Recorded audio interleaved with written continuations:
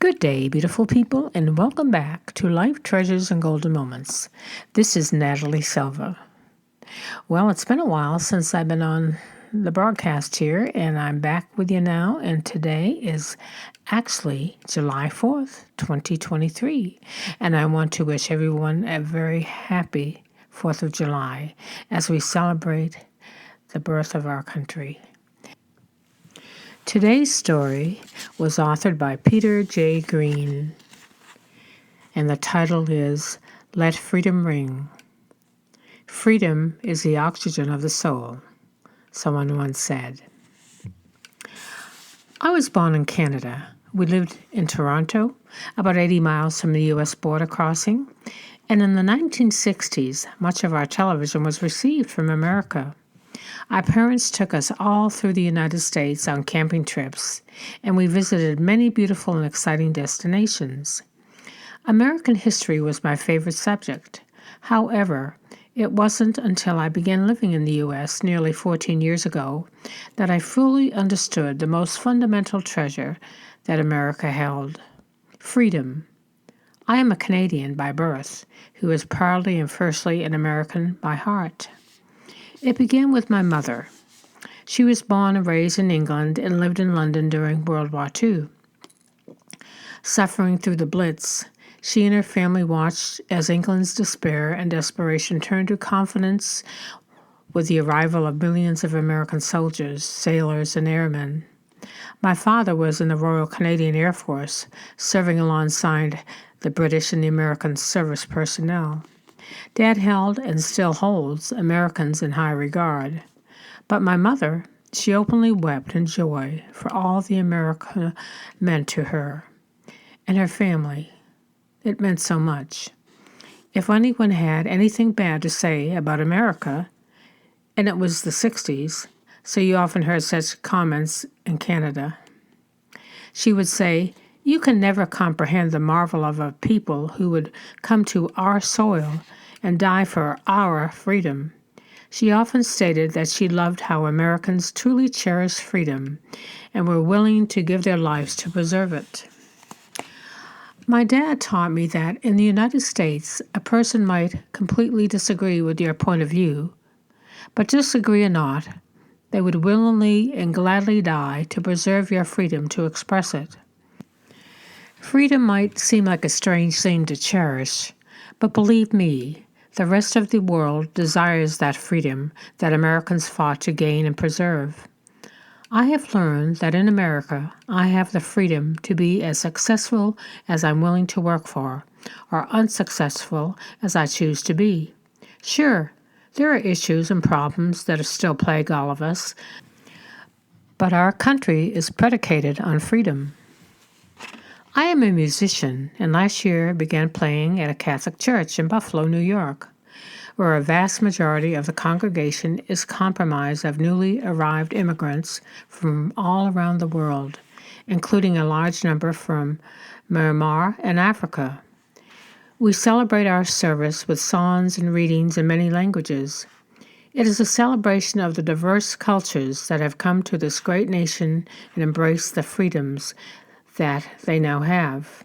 Today, I see people from African and Asian nations, just as 150 years ago, America welcomed the Irish, the Italian, the German, and the Polish immigrants. Yet, when I speak to any of these congregants who came from around the world, their pride at being American is so powerful and evident. They love their new nation, just as I love mine. Recently, I was driving in New Jersey near the Hudson River, and I looked up and noticed that the Statue of Liberty was standing proudly in the sunlight.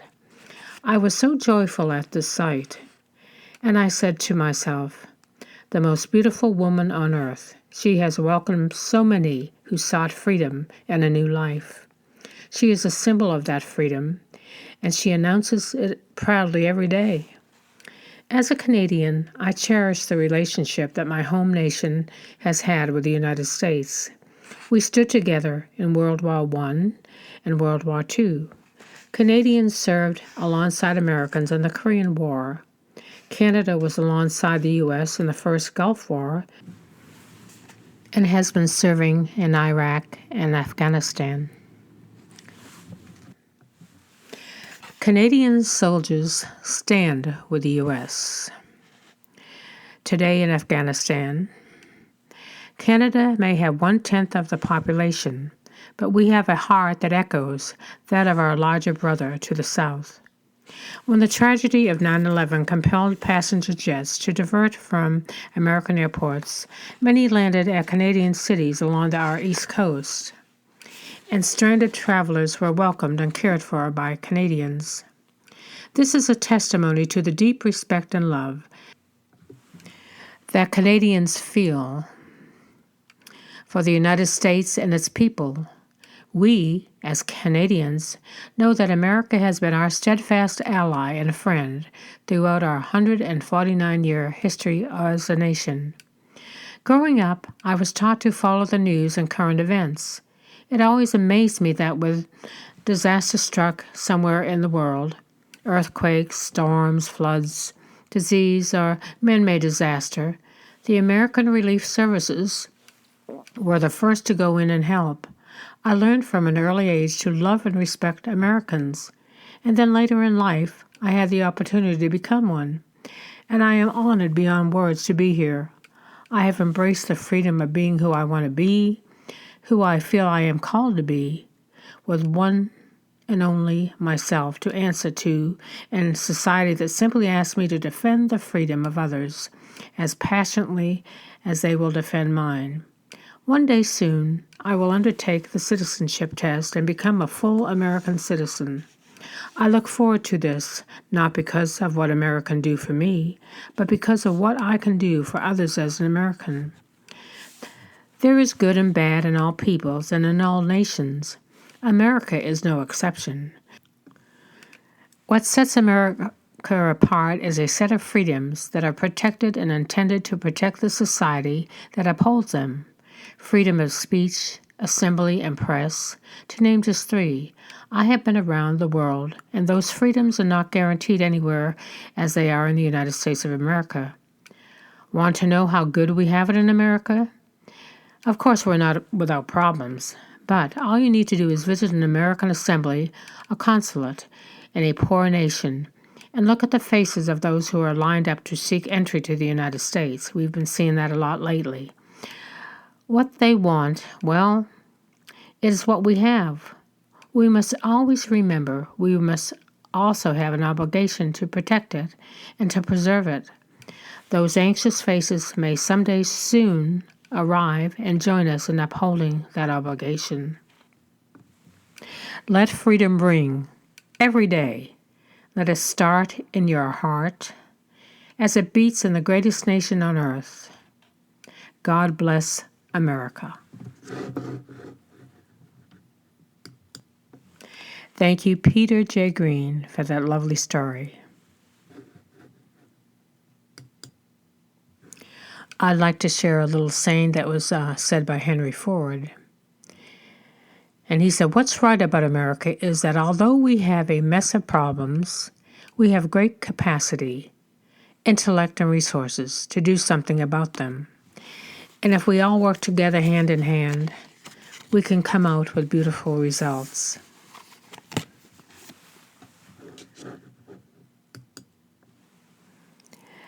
Albert Einstein once said, "A coincidence is a small miracle where God chooses to remain anonymous." I'd like to share a few stories with you now about divine coincidences. And our first author is Anna Marie B. Tate. And her story is authored, "Wearily We Roll Along." The ink had barely dried on Joe's discharge from the Navy when we rolled out of the driveway in Fortuna, California, and we headed for home, sweet home in Philadelphia.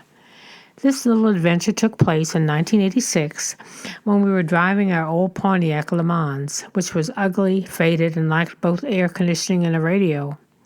At least the old girl was reliable. Well, mostly.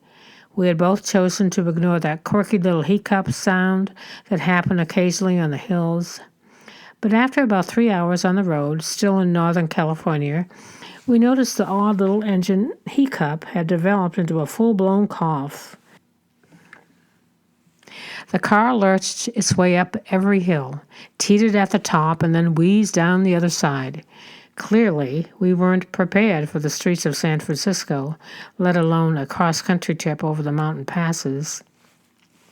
In San Francisco, the car did that thing that cars do, behaving perfectly on the hills for two different mechanics.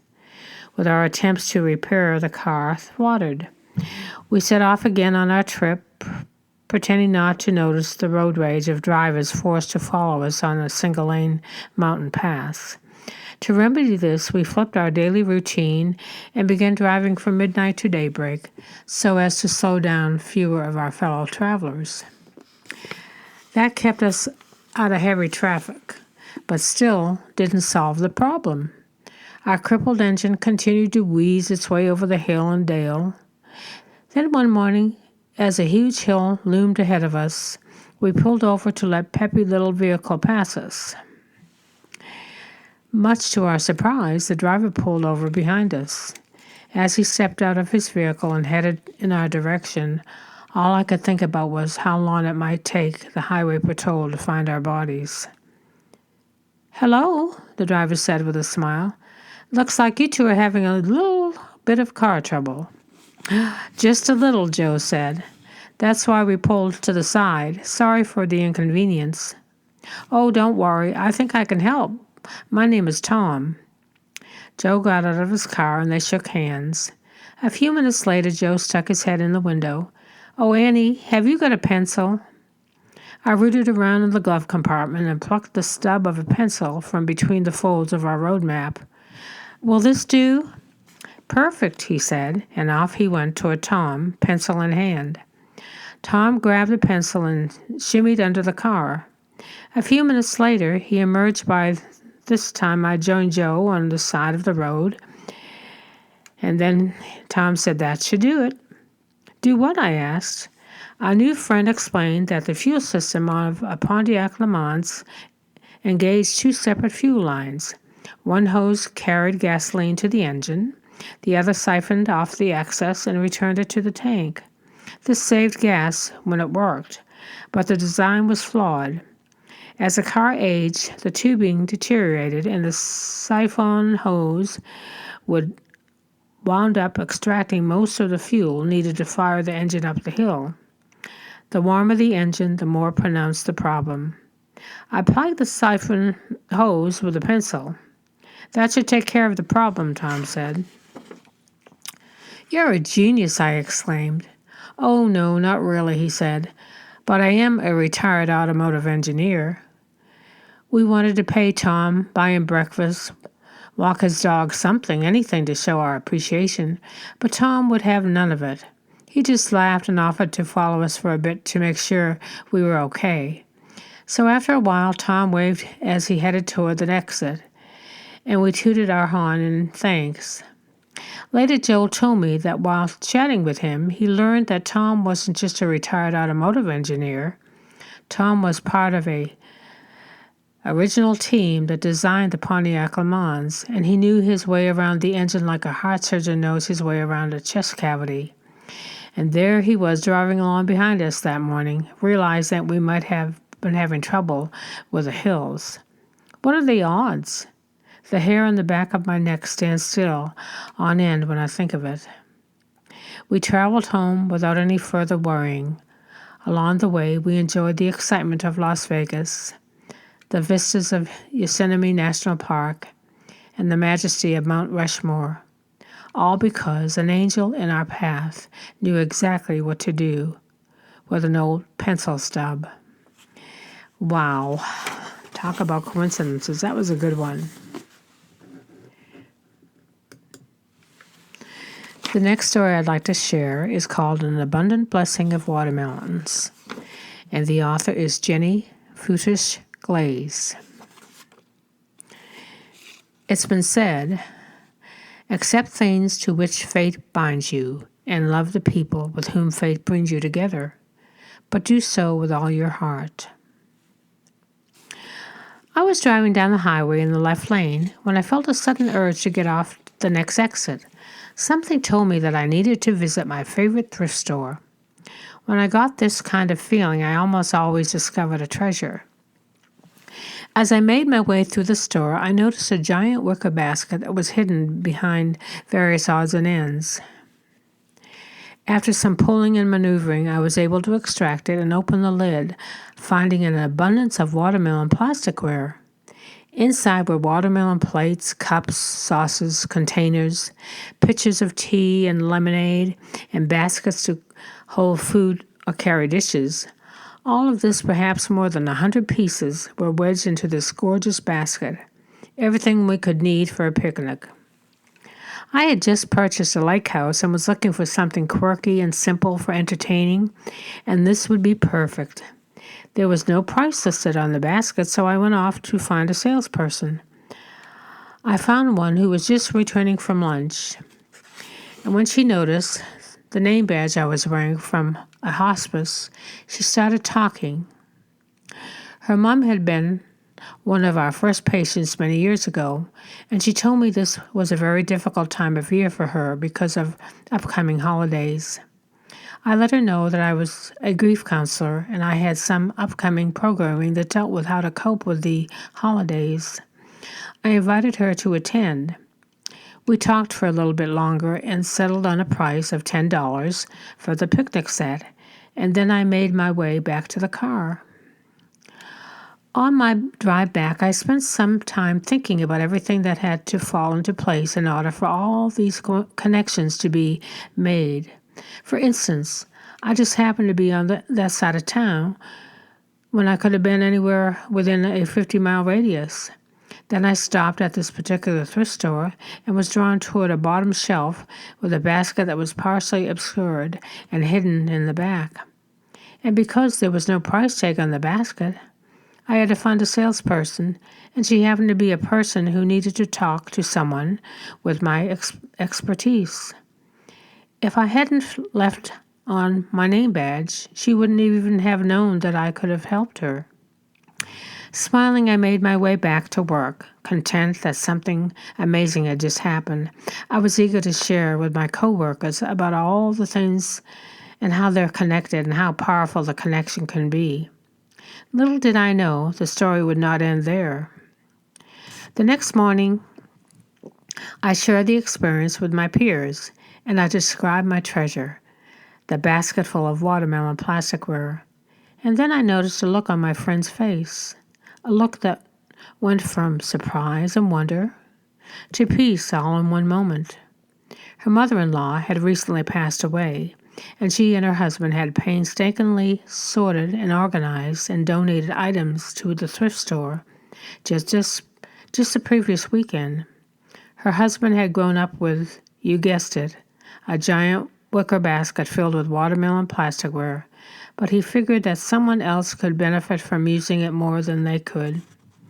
I got chills as I understood what happened, because I had listened to the message from above. That urge, I was given an unexpected gift that was threefold. An amazing picnic set that was perfect for my new house. A chance encounter with someone who needed to receive grief support, which allowed me to present for her in her time of sadness. And lastly, I was able to give a gift to a friend and her husband, the knowledge that his mom's watermelon set had found a new home and would be cherished by my family for years to come. Oh my, how neat. And now one last story on divine coincidence. The author of this story is Michelle Bland, and the title of the story is Blue Eyes. An author, Herman Hesse, once said, "I have always believed, and I still believe, that whatever the good or bad fortune may come our way, we can always give it meaning and transform it into something of value." And that is so true, my friends. At times we don't know why something has happened, but occasionally or Sometimes we don't find out, but sometimes we do. And this is a story that you're going to enjoy very much. My family and I feed the homeless in our community. It actually feels more like spending time with friends. We hug them, give them something to eat and drink, and sit and talk with them. We hadn't been doing this too long when we met a tall, thin gentleman. I refer to him as Blue Eyes. His blonde hair was turning gray, and his eyes were as bright and piercing blue as the summer sky. Blue Eyes smiled a lot. Even when he was crying, he would smile. He knew that what he was doing on the streets was wrong. His addictions had taken hold of him, and he couldn't pull away, though he never failed to let us know how thankful he was for us. Blue Eyes was a business owner at one time. He was married to a beautiful woman, but his wife got sick, and he used all his money for her treatment. When she died, not only did Blue Eyes lose the love of his life, but he was also out of money. Then his beloved dog passed away. Sometime during all that heartache, Blue Eyes turned to drugs and alcohol to numb his pain. His life became a downward spiral. He lost his home, and he ended up on the streets. On one particular Sunday afternoon, one of the guys he shared the streets with advised us that Blue Eyes was sick and needed help getting a prescription filled. When we mentioned this to Blue Eyes, he put down his head, ashamed to make it seem that he had to ask for help. We learned that he had esophageal cancer and various other ailments. His prescription would cost $60, an amount that he didn't have. We assured him that we would get it filled for him. Walking away from him that day, I wondered what we had just done. As much as we loved spending time with our homeless friends, the amount of money we were spending on the food and snack bags made our budget very tight. We kept on week after week, trusting that God would make sure we all had what we needed. But $60 extra for a prescription? I didn't see how we were going to pull that off. Something told me to just have faith, though. We went to the pharmacy and dropped off the prescription to be filled. And because we were aware of the addictions among the population we were dealing with, we made sure to discuss the situation with the pharmacist, who confirmed that the medicine was legitimate and not associated with any type of street drug. Then he confirmed the $60 price. We left with the confidence that everything would work out. We didn't know how or when, but we knew that God would see it, that we would be able to afford this prescription when it was ready. The very next day, walking into work, I saw an envelope on the ground. It was folded in half and looked as though it had been stepped on a dozen times. I kicked it aside, but then I felt guilty for not picking it up. So I turned around and went back to throw it in the garbage. As I picked it up, I decided to open it.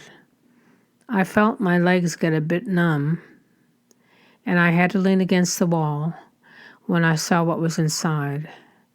There was only one thing in that envelope, a $100 bill. Yikes, talk about coincidence, divine coincidence. Yep, it really happens. What beautiful stories, people. Thank you, authors, for those lovely, lovely stories. They were uplifting.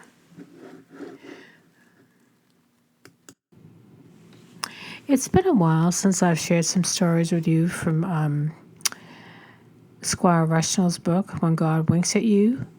And so before I close today, I would like to share his chapter 4, God Winks on Comfort. There comes a time, I don't care how tough you think you are, when we all just need a hug. It could be a day when the bottom falls out of your plans like a soggy cardboard box, spilling its contents onto the floor. It could be a day when the pink slip you dreaded is in the envelope. It could be a day when weariness and disappointment just bring you to tears. You know, we all have those days. We feel unwanted, unworthy, or unloved. Have you ever noticed that often the time when a little bright experience bounces into your day, just there for the enjoying, for the brightening, to help you feel like you are worthy, wanted, and not alone? Let's see if some of the following stories replicate your own experiences of receiving God winks of comfort at just the right moment, and for no other purpose than to deliver you a personal heavenly hug. And the first story is called Mummy in Red. "You can never wear red because you've got red hair," taunted her classmate, sounding like Lucy in the Charlie Brown cartoons. Bethany Silken wondered how the mean-spirited words of an 11-year-old spoke years before could have such an impact upon her. Yet here she was, a young wife and mother, 30 years old, still haunted by the snotty comments of a sixth-grade classmate. She was feeling defiant. She could wear red if she wanted to. She needed to feel defiant. 2 days ago she had been crushed. Having a second child quite so soon didn't sound like a good idea at first.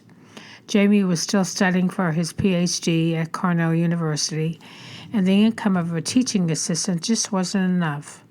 But once the doctor confirmed the pregnancy, Bethany and Jamie were elated. She enthusiastically started telling everyone. When Bethany was pregnant with Sam, however, now 1.5 years old, she heeded the advice that you shouldn't mention your condition to others for the first 13 weeks because that's when most miscarriages occur. But Sam was born without a hitch, and this time she wanted people to know. When she learned that she had miscarried her baby, it was devastating. She cried for 2 days, feeling such a terrible sense of mourning. Her baby had died before she could get to know it, hold it, and love it. Bethany had told her mom, her best friend, no, she didn't have to make the 6-hour trip from Martha's Vineyard to Ithaca, New York, to be with her. Bethany thought she could handle this on her own. But truth be known, she really wanted her mom's hug. Now it was time to pull herself together. "I've got to get it out. I've got to get together," she said. Bethany and little Sam headed for the Target store. She didn't have much money, $20 and some change left over from a Christmas gift. She was strolling the aisles, just looking. Then it struck her. I can wear red if I want to. In fact, what she always wanted was a pair of red shoes. Yeah, red Mary Janes, the kind she once saw in Dorothy wearing in The Wizard of Oz. Of course, fat chance she could find red Mary Janes in her first size for about $20. Bethany turned the corner and almost instantly encountered her blessing. There on a marked-down table, her eyes focused on a pair of red shoes, Mary Jane's and just her size. Quickly, she slipped off her shoes and tried on the red ones. This must be how Cinderella felt, she thought. They fit perfectly. Oh, check the price. Bethany's mouth opened involuntarily. The price was $21.50. But that wasn't what floored her. Boldly imprinted on the inside of the beautiful red shoes was the designer name, Bethany. That morning she had desperately wanted a hug from her mother. Instead, she'd gotten a hug from her father. God winked at her in a moment of lonely grieving by delivering a small miracle of comfort. Red shoes with her own name inside. Little connections, big lift. Make sense out of senseless things is one of the tasks we are all called on to perform from time to time. When a little God wink shows up surreptitiously in your life, like Bethany's red shoes, try to resist your left brain's demand for rational reasoning. Just accept it is a little message from above saying, "Hey kid, everything's going to be okay." The next story is called A Place in the Village. Ellen Paul's mother died young. It was young for both of them. Her mother, Josephine Blatt Paul, was 45 when a rare form of anemia sadly took her life. Ellen was only 7. Memories of her mother are elusive. Ellen knew her mother had been an artist, a writer, and thought of herself as a Bostonian, which is where Josephine had grown up. Truth be known, Ellen deeply wished she'd known her mother more. Ellen was raised by her father and a stepmother, and Steph, her older sister by 9 years. Ellen studied English and French at the University of California, Santa Barbara, and moved to New York in 1984. She already had written 8 books and was to become a prolific author of mysteries, literary novels, and a frequent contributor to the New York Times. As a New Yorker, Ellen was thrilled to write to her sister Steffi about a lovely apartment she had found in the Greenwich Village, a narrow 4-story building at 288 West 12th Street. It was covered with ivy and had a little plaque on the front saying it was built in 1848, she wrote. You would love it. Steffi wrote back recalling that their mother had once lived in Greenwich Village too, before they were born. I'll get in touch with Mother's old friend Debbie Sanksy and find out where she was, said Steffi. Ellen set about turning the apartment into a home. There was a living room with a fireplace, a skylight in the kitchen, and one window looking into a courtyard. Before lunch, Steffi excitedly telephoned with a note in hand. Listen to this. Debbie Sansky wrote that she was Mother's roommate in 1938, and she says they had an apartment on West 12th Street. Debbie said that she couldn't be sure of the street number, but it was a narrow building across the street from a restaurant, the Beatrice Inn. I seem to have the number 288 West 12th Street in my head, Debbie wrote. Ellen was flabbergasted. Could it be the 46-year-old apartment she and her mother had rented, an apartment in the same tiny New York City building? Hanging up with her sister, Ellen rushed to a carton of her mother's old papers and memorabilia that she had kept. She paused through penny postcards, letters of yellowing paper, and various unpublished writings. Then her fingers grasped exactly what she was looking for. Confirmation, a poem with her mother's name and address on the cover sheet. Joe Blatt, 288 West 12th Street. Unbelievable, she thought, scribbling her innermost feelings into her journal on the night of the great discovery. I got chills and tears and tremors. It can't be mere coincidence, yet it's unlikely to be anything else. Whatever the cause of the mystery, she concluded, it's one of those rare circumstances that seem to give life some inconvertible order. And the fact that my mother opened these doors, passed by this railing, pleases me very much.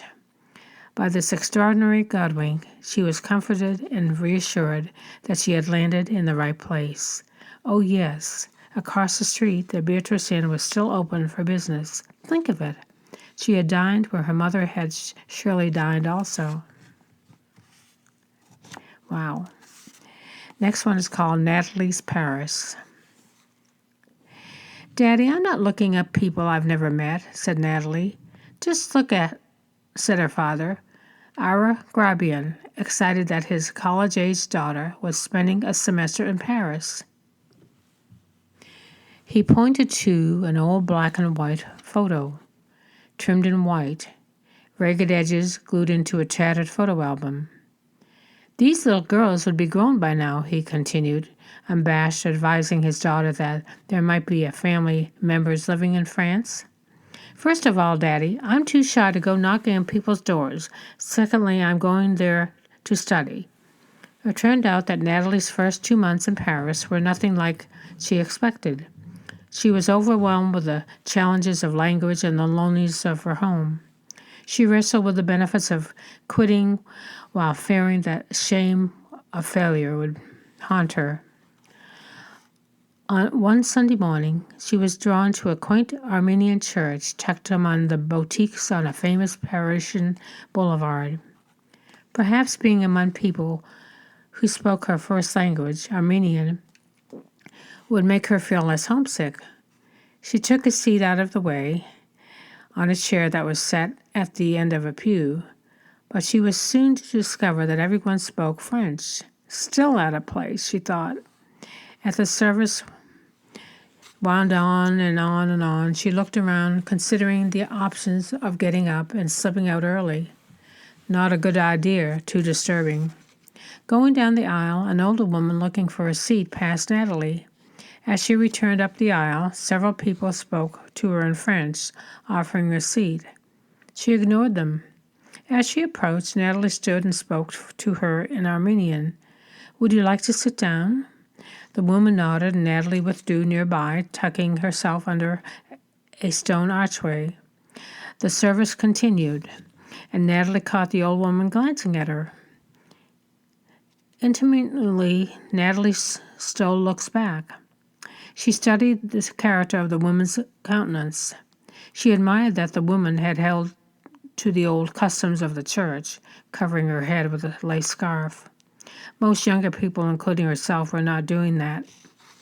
As the parishioners solemnly filed to the front of the church for communion, the old woman turned to Natalie. "You're not from here, are you?" she said in Armenian. "No." "How did you know?" whispered Natalie. "You spoke to me in Armenian. I don't speak French. Where are you from?" "Florida," said Natalie. "Florida? We have family there," brightened the old woman. "Nephews Sarkis and Durkan." Suddenly, Natalie knew what she was going to say. She blurted out, "Ara." "Yes, Ara," said the woman, her eyes widening. "That's my dad." "I knew you were someone special," said the woman, her face wrinkling joyfully, her eyes swelling. They were unaware they had been speaking so loudly people in front were turning to shush them, but others had been listening, and now they too were stifling their tears. "I've been looking for your father for a long, long time," said the woman. "I'm your Aunt Ever. Before your father could find his way to America, he stayed with me in Apollo, Syria, but we never knew what happened to him." After church, Natalie walked her great-aunt to the bus stop. She promised to come to dinner that evening to meet Aunt Everard's daughters, two of the little girls in the black and white photo, now grown. Then she rushed to a payphone and hurriedly dialed home. "Daddy, you'll never guess what happened." She couldn't wait to tell him her Auntie Ever's last words uttered in disbelief in Armenian. "It's God's work. It's all God's work." You've been there. You've been in Natalie's shoes at one time or another, in a new environment, a different school or a job, where you felt out of place and uncomfortable. You wanted to flee to a place of greater familiarity and comfort, yet you were held there by a sense of obligation or possible embarrassment if you were to leave. God senses these moments in your life, and if you're open to receiving them, He sends you messages of reassurance, God winks, designed to bring you hugs of comfort at those times of uncertainty. The next story is called Sam's Jam. Sam was a cute little mutt, kind of a skinny Westie. I think I would see Sammy excitedly pulling on his owner's leash, glad to be out of the New York apartment where he lived on East 79th Street to take his morning walk. As I waited to put my son on the school bus, I'd first say hello to Sammy and then to his owner, Richard Temchine. Sammy's name was pronounced Samé. Richard's name was pronounced Richard. He was French and independent. He was a film producer. I enjoyed his musical French accented. "Good morning," almost as seeing Sammy trying to pull his grown man onto the street faster than he would want it to go. As was the case every day, Sammy was jogging in Central Park with Richard, and they were running quite some distance from home at 109th Street, because Richard knew Sammy always stayed very close to him, particularly in strange places. He took Sammy off his leash. That was always a treat for Sammy. The freedom to scamper, but not too far. Oh no, he'd stay close to Richard. What no one anticipated was a sudden appearance by the tough creature that controlled that area of Central Park.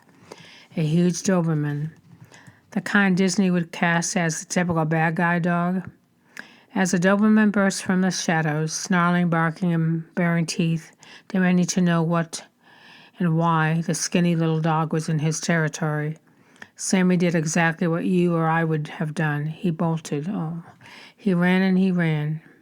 He had no idea where he was going because, as a city dog, he generally went to a place only when his owners took him on his leash. The only territory Sammy was familiar with was the block or two near Richard's 79th Street apartment. Richard was heartsick. He looked everywhere. He dreaded going home, facing his wife Jill, with the terrible news that Sammy was lost. Worse was the prospect of telling the 9-year-old daughter, Chloe, when she returned from school. "But he has a namesake," said Jill, in a voice choked with emotion. "Perhaps somebody will find him and call us." Richard shrugged. The prospects of someone stopping and looking at Sammy's collar just seemed improbable at the time. But he had to take action. He enlisted friends and laid out assignments for each person to search a specific quadrant of City Park. They would rendezvous back at the apartment, hopefully with good news before Chloe got home at 3 o'clock. The searchers spread out. They looked and looked, up one pathway of the park and down another. They called out, "Sammy, Sammy." By 2:45 p.m., the searchers assembled at the apartment, each bearing a dejected countenance with nothing to report. The housekeeper had left a note. Someone had called. Richard dialed the phone. "Bonjour," answered an operator. "I'm sorry, I have the wrong number," said Richard. Thinking he had dialed the wrong number, he dialed again. "Bonjour," answered the operator again. "Hello," said Richard hesitantly. "Someone left this number to call. My name is Richard Tamchime." "Oh, monsieur," said the operator, "this is the French embassy. Your little puppy has come to visit us. He is in our garden right now, and we noticed a tag with your number." A burst of joy. Somehow little Sammy traveled 30 New York City blocks and came to rest at a place he never visited before, the French embassy. Sammy was thereby dubbed the first true bilingual dog of New York. The hug. As a child, you found refuge from things that were frightening, uncertain, or sad by crawling into your mom's or dad's lap and receiving a warm, strong hug. You were wrapped with a love that dissolved everything scary. You were safe and at peace. Now, as a grown-up, hugs come in a different form. There may be someone in your life who hugs you in a special way. You feel a surge of unglaminated energy that could be attributed only to the presence of God. And then there are small miracles, the baffling, unbelievable experiences called God winks, sending you hugs directly from Him. And those are the stories on comfort and hugs.